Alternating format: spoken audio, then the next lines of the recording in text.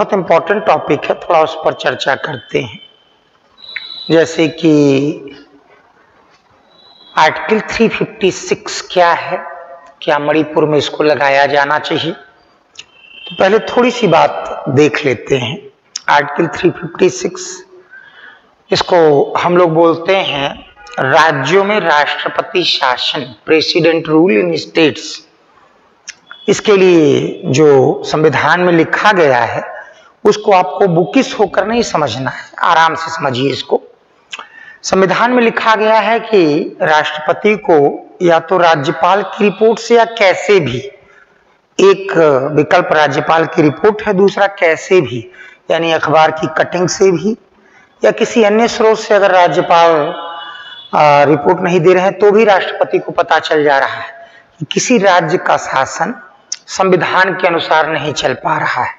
Ruling of the state can't be operated according to constitution. तो ये मान लिया जाता है कि उस राज्य में कॉन्स्टिट्यूशनल मशीनरी, संवैधानिक तंत्र विफल हो गया है। तो ऐसी स्थिति में उस राज्य में राष्ट्रपति शासन लगाया जा सकता है। इसको 60 दिन के भीतर, विद इन 60 डेज, संसद के दोनों हाउस अलग अलग सिंपल मेजॉरिटी से अप्रूव करते हैं। सिंपल मेजॉरिटी का अर्थ होता है कोरम पूरा हो, जितने लोग उपस्थित हैं वो लोग, जितने लोग प्रेजेंट हैं और वोट कर रहे हैं उसमें आधे से एक अधिक वोट।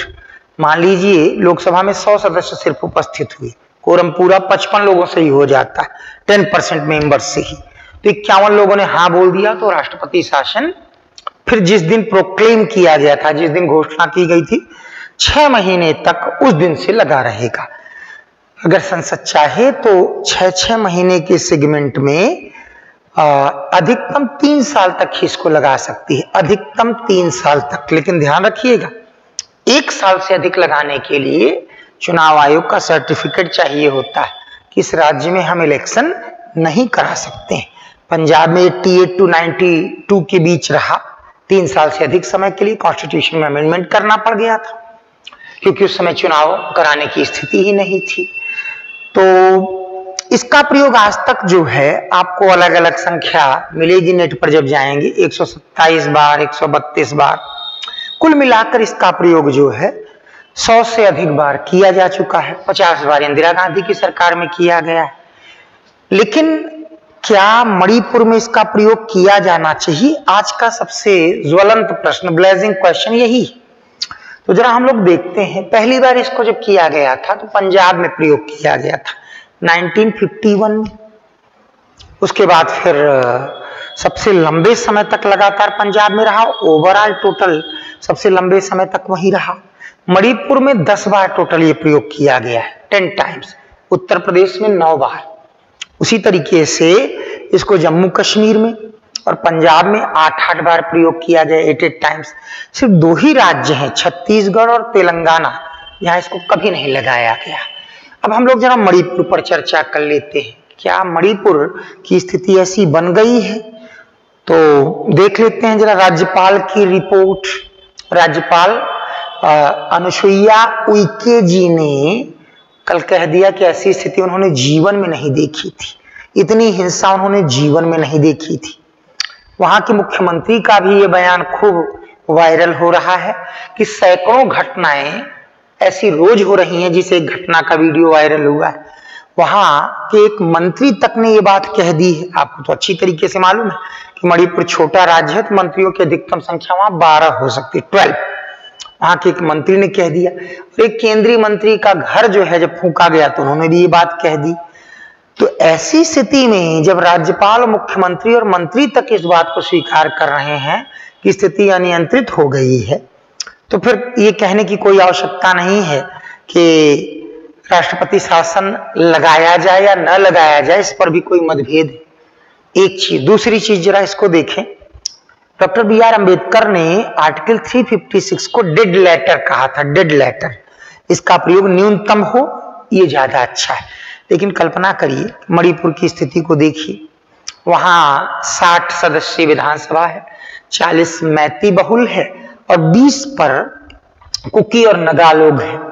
अगर वहां के कुकी समुदाय द्वारा ये कहा जाए हमें एक अलग राज्य दो, खुद मणिपुर 22,000 वर्ग किलोमीटर का एक छोटा सा राज्य है, 28 लाख जनसंख्या है, उसमें भी अगर कहा जाए एक अलग राज्य दो, तो कल ऐसी स्थिति क्या नहीं आ जाएगी, कुछ हजार लोग भी कहेंगे अलग राज्य दो।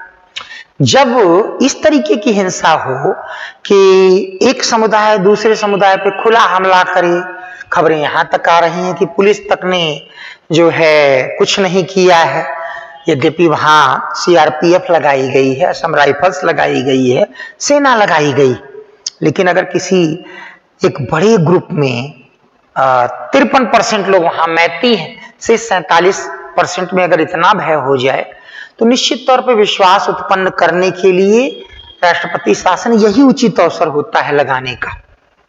क्योंकि ऐसी स्थिति 1993 में मणिपुर में ही आई थी।